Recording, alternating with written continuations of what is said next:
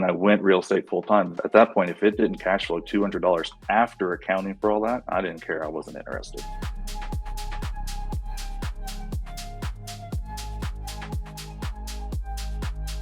The software that we were in was pharmacy software. So not your chains like your Walgreens or CVS or Rite Aid, your small pharmacy. So efficiency was vital to them.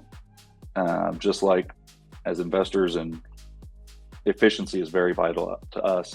But what I really learned is everybody has their own little process. They have their own little quirks of how they want to do the same thing. They're going to end up at the same result. Pharmacy was having a filled prescription, but they needed to have the core structure the same. And that core structure is vital. In pharmacy, if they don't feel something right, they could kill somebody. And it's not a joke. They can kill somebody. I've seen somebody go through that. And so you have to have systems. You have to be consistent.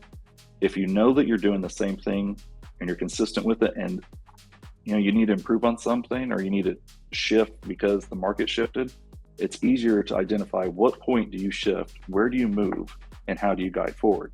If you're all over the dang place all the time and you don't know what's going on, well, you're going to keep not knowing what's going on. You're going to lose money, and in pharmacy, hurt somebody, damage somebody.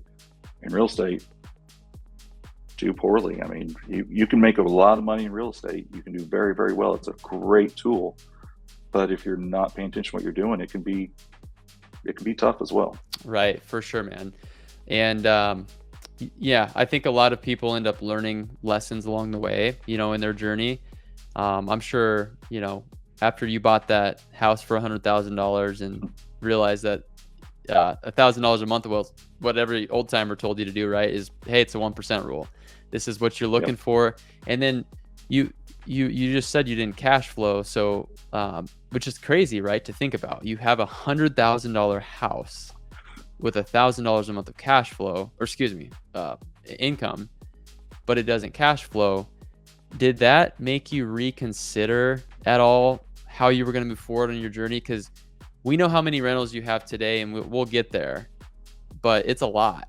And I'm sitting here thinking, like, man, what's the point if it doesn't cash flow, right? So talk to that, because that's a belief I have, and then a lot of people listening probably have too. Yeah, definitely. That's a good one. It did make me reconsider. It definitely made Amy, my wife, reconsider, like, well, what are we doing this for?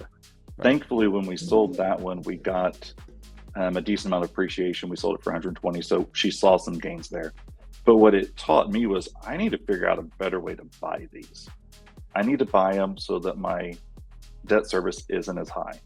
Yeah, I had $1,000 a month in rent, but I don't remember the exact payment interest I had then, but we had the payment and interest, then the taxes and insurance, and then a little bit of repairs that come up here and there. So one month I may cash flow $200, we'll say, but the next month I may cash flow negative $300 because I had to spend $500 on something. So I just realized, man, I need to really be able to extend these out, have longer than 15-year AMs. And I need to buy these deeper. So I've got what now I realize is like a 1.5%. I don't get 2% deals. I'm sure some people still get them nowadays, but I need to be able to buy them deeper. And when I went real estate full time, that's what I was looking for. I was looking for the properties that were, part of the MAO formula and would cash flow. And I looked at them very, very strictly. And I accounted for vacancy. I accounted for CapEx. I accounted for maintenance. And this was almost 7 years ago. At that point, if it didn't cash flow $200 after accounting for all that, I didn't care. I wasn't interested.